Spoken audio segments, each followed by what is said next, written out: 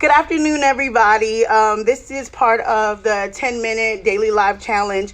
I kind of missed 2 days because I was busy with some other things, so I'm trying to catch up. So, in my last live, I said to talk about the invoicing and contracts for clients. So, I use various contracts for services and also products and stuff that I create. So your contract should be very detailed, and actually go back through and review, because sometimes in your statement of work, you may want to tweak it based on the client so that you can manage expectations and actually be able to service your clients the best way. As far as invoicing, I would always go with Wave. It's a great invoicing app. I'll put the link in the description of the video.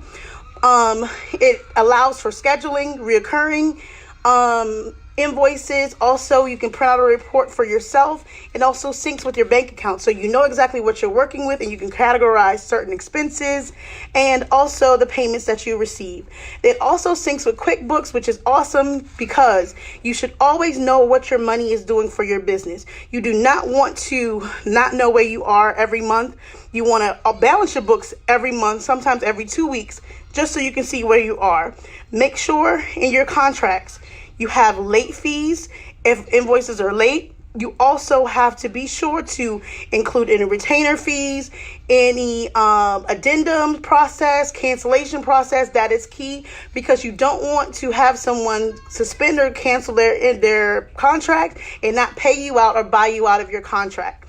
A lot of times we forget that and we do all of that. So you don't have to be an attorney to know that there are different things that you need in your contract. There are templates and also various resources out there that will help you without retaining an attorney to review them.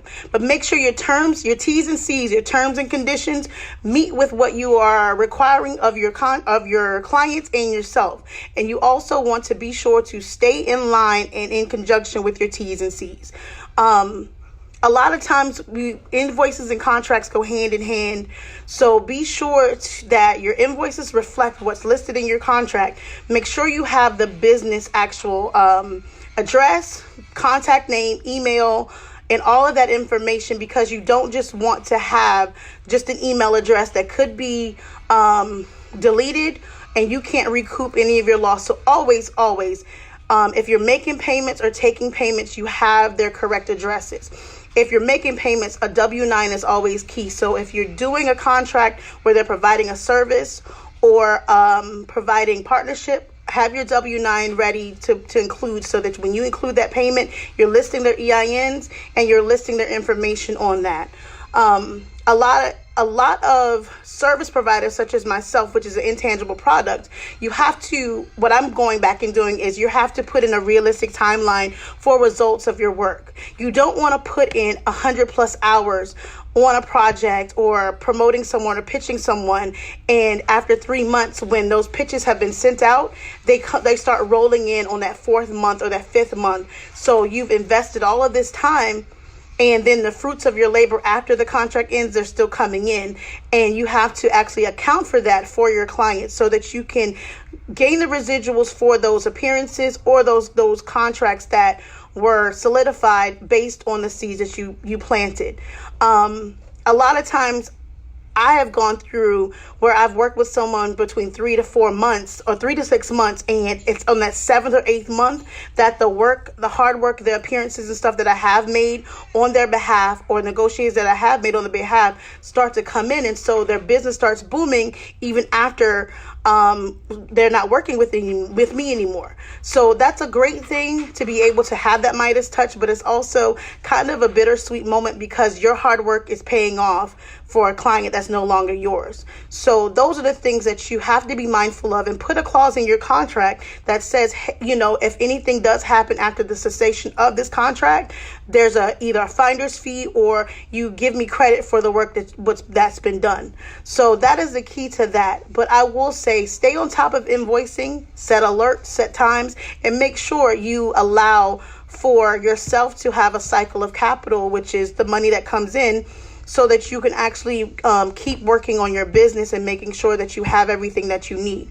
Do not put out your invoice due date more than 15 days, especially in a service industry, because you don't want to be on the hook for different reoccurring charges that you have or anything like that, and you don't have the income to cover those charges. So make sure you tier your contracts to have the invoice payment date included in there so that they are transparent and they understand how that works.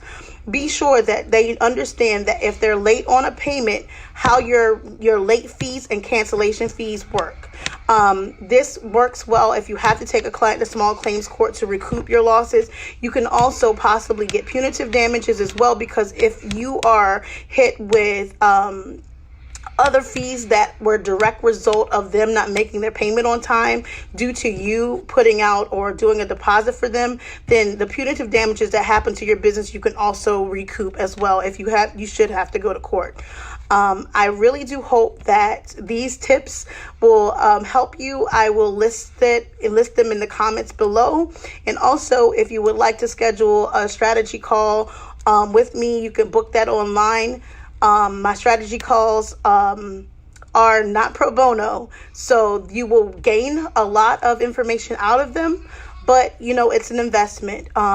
Sometimes it takes a pick your brain session to actually get some things done, even if you need help with invoicing setups or contracts or proposal revisions or creations. I offer that as a service. So once again, covering contracts, making sure there are certain things that you have in it.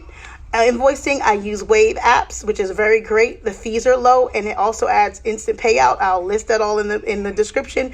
But should you want to consult with me, have a pick your brain session, I'll run a promotion. It's my birthday month coming up in September, so I will be letting you know when you can pick my brain and also celebrate another year around the earth. So thank you so much for tuning in. I will talk to you all soon. Bye-bye.